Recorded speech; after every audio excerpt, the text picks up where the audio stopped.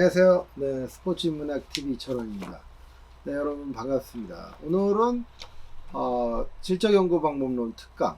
이제 우리 질적연구방법론 특강도 거의 이제 종착역을 향해서 가고 있습니다. 그래서 이제 거의 이제 마무리 짓는 그러한 강의들이 이어지고 있습니다. 그래서 여러분들 우리가 그동안 여러 가지 자료 수집이라든지 또는 자료 분석이라든지 타당도, 신뢰도 또는 우리 실제연구에서 많이 다루는 신빙성 이러한 이야기들을 나눠봤고요.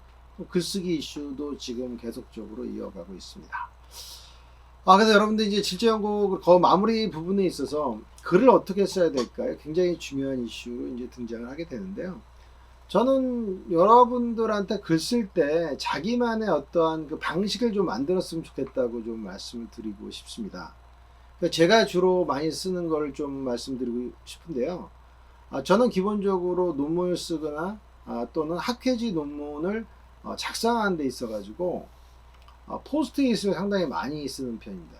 그 중에서도 4가지 정도 색깔의 이 포스트잇을 조금 사용해서 그 색깔마다 나름대로의 어떠한 그 역할 또는 나름대로의 어떤 지위를 좀 이렇게 줍니다. 그래가지고 예를 들어 가지고 분홍색 종이 같은 경우는 이제 내 연구 결과를 지지하는 연구의 결과 내용 이런 것들에 대한 것들을 조금 이렇게 정리할 수 있는 쪽에 붙여 놓습니다.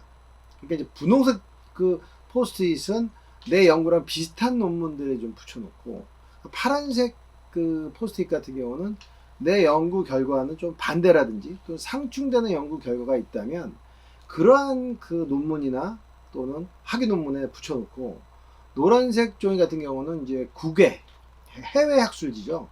해외 특히 SSCI급 학술지 이런 데서 내 연구 결과에 대해서 지지하는 내용이 혹시나 있다 그러면 그런 것들에도 이제 노란색을 좀 붙여놓고, 그 다음에 저는 하얀색 또는 이제 약간 더 또 연한색 같은 경우에 종이도 사용하는데, 이거는 직접 인용구로 내 논문에 사용될 수 있는 논문의 출처 있는 쪽에 이거를 붙여놓습니다.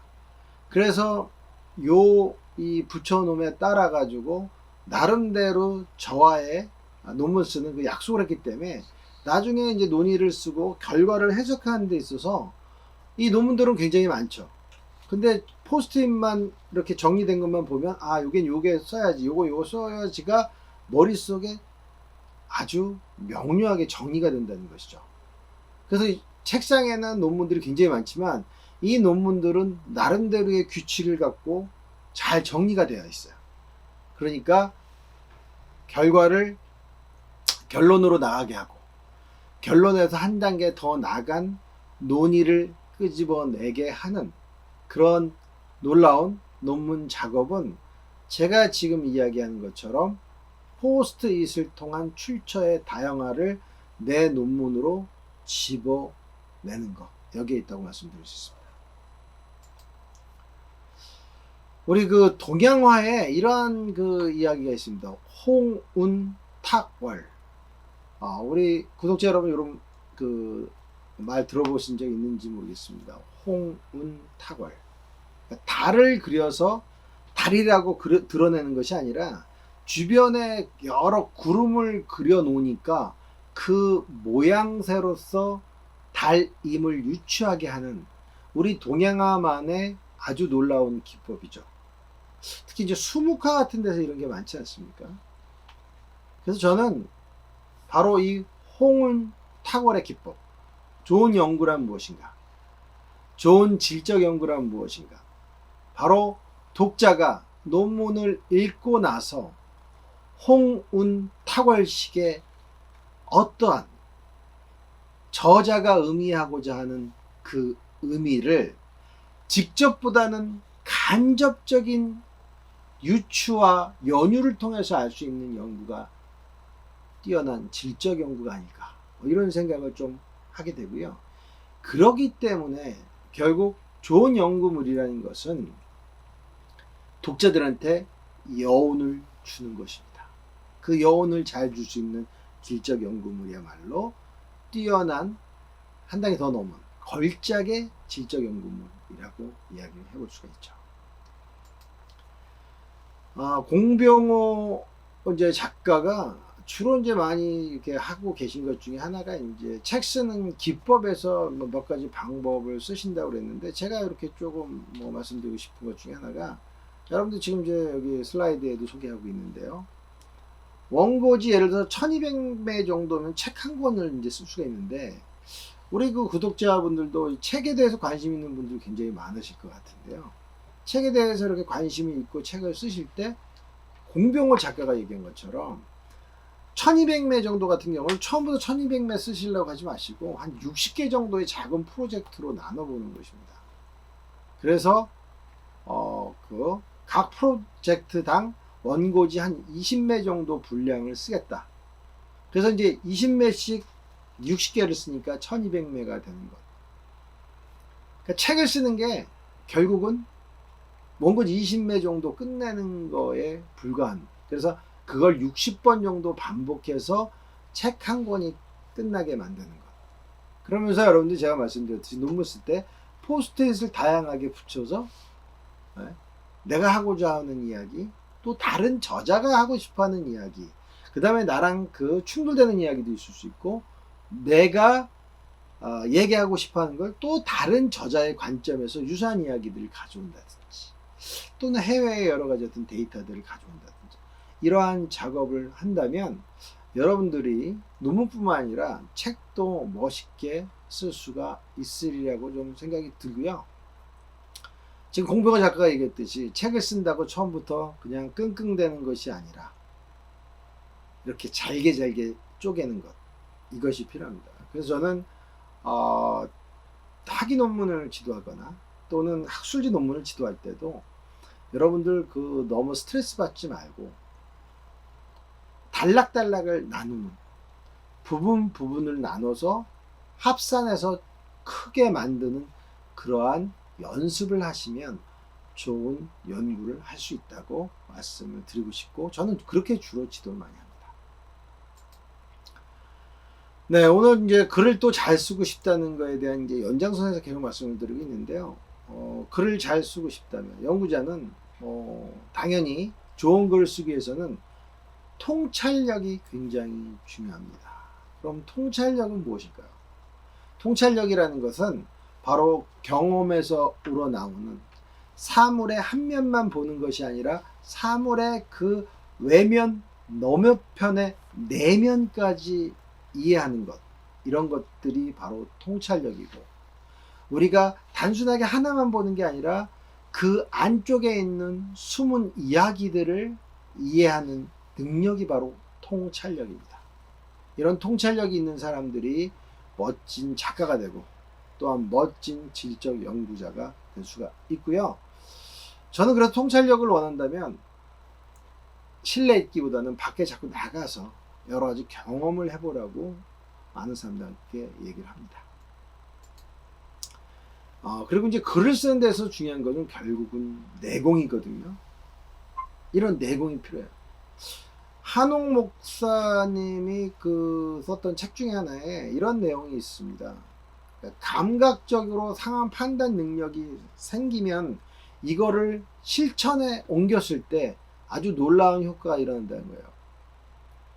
그러니까 예를 들어 가지고 불이 났을 때 베테랑의 소방관은 이게 어떻게 될지 알아요. 그래서 갑자기 소리를 지르게 되죠. 야, 모두 다 나와! 그 순간의 그 능력이 내공이에요. 그런데 경험이 부족한 소방관 같은 경우는 그 판단의 미스도 일어날 수가 있다는 것이죠. 그래서 이런 통찰력, 내공이라는 것은 우리가 사회생활 하는데 굉장히 필요하고, 우리가 멋지게 살 수 있는 필요 충분 조건이 될 수 있다고 생각이 듭니다. 여러분들이 질적 연구자도 저는 글을 쓰는데 이 통찰력과 내공을 갖게 되면 멋진 글을 쓸 수 있다, 그리고 말씀드릴 수 있습니다. 그래서 이제 내공의 힘을 기르건 간에 또는 질적 연구에서 어떤 명인의 레벨에 올라간 간에 우리에게 필요한 것은 저는 시간이라고 생각합니다. 무슨 시간이냐면 나를 성장시킬 시간. 그래서 질적 연구에서 글쓰기를 잘한다는 것 또는 질적 연구를 잘한다는 것은 바로 그만큼 숙성된 시간을 필요로 한다는 것이죠. 그 시간 동안에 우리는 아무것도 안 하는 것이 아니라 지금 이 그 영상을 보고 있는 여러분처럼 공부를 열심히 하거나 또는 책을 많이 읽거나 또는 대학원이라고 하는 어떻게 보면 굉장히 진부한 과정 속에서 나 자신을 태우는, 나 자신의 모든 의지를 초점화시키는 그러한 시간이 필요하다는 것이죠. 제 경우에를 좀 예를 들자면 저도 이제 박사학위 논문을 질적 연구 논문으로 썼는데 이후에 약 한 15년 정도의 질적 연구, 약적 연구 이렇게 많이 좀 이제 하다 보니까 논문을 완성한 이후에 한 15년 정도에 제가 했던 그 연구에 대한 여러 가지 성찰을 할 수가 있었습니다. 그런 성찰을 하고 나서 저는 질적 연구에서 내 문제는 무엇이었구나. 내가 부족한 것은 무엇이었구나. 나는 어떠한 책을 읽으면 좋을 것인가. 그리고 나는 과연 질적 연구자로 어떻게 성장할 것인가. 이거에 대한 나름대로의 자기 문제의식을 많이 가졌습니다. 그 이후에 저는 질적 연구 수업도 할 수 있었고 그 다음에 또 한 단계 더 나아가서 질적 연구와 연관된 수많은 특강도 할 수가 있었던 것입니다. 여러분도 다 하실 수 있습니다. 뭐 제가 했기 때문에 여러분도 다 하실 수 있다고 저는 단언코 말씀드리고 싶습니다. 제가 단언할 수 있는 건 누구나 할 수 있습니다. 제가 했기 때문에. 그런데 단 이 시간이 필요하다. 그리고 이 시간과의 싸움을 이겨낼 수 있는 의지도 필요하다는 것이죠. 공부란 바로 나 자신과의 싸움.